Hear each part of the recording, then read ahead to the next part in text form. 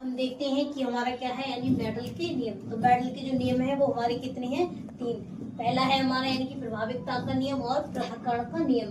तो ये दोनों नियम जो है वो हमारे मेडल के एक संकरण पर आधारित है। एक और है हमारा स्वतंत्र अवयवों का नियम। तो पहले हम इसकी बात करेंगे और इसी में क्या हमारा एक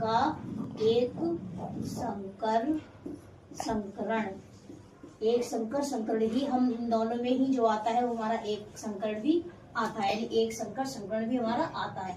तो मेडल ने क्या लिया यानी कि P1 पीढ़ी हो गई हमारी, यानी इसको हम बोले तो क्या है हमारी ये प्रेतक पीढ़ी।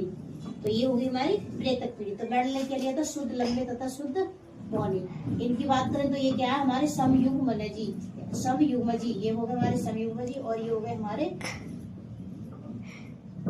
ये हमारा प्रभावी है और ये हमारा प्रभावी और ये हमारा अप्रभावी। तो एक को बोले तो एक होते हैं हमारे एलिल्स पर, इसको हम यानी कि शुद्ध लंबे पौधे, और दूसरा हो गया हमारा शुद्ध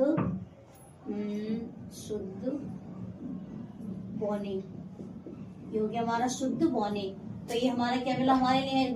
मेडल लंबे तथा शुद्ध बौने पौधे के बीच क्या कराया था? संकरण कराया था। जैसे ही संकरण इन दोनों के बीच में संकरण कराया तब हमने देखा कि जब हमारा छोटा टी वो बड़ा टी जो छोटी से मिलेगी तब हमारा क्या बनेगा?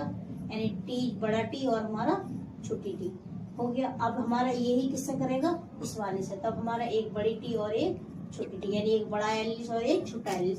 अब इस वाली अब ये वाली टी करेगी हमारे इससे, एक बड़ा और एक छोटा, और हमारा अब ये इससे करेगी, फिर हमारा क्या है? एक बड़ा और एक छोटा। अगर ऐसे नहीं आया तो हम तालिका बनाकर भी देख लेते हैं। तब हमारी क्या मिली थी? हमारी F1 पीढ़ी हमारे लिए मिली थी।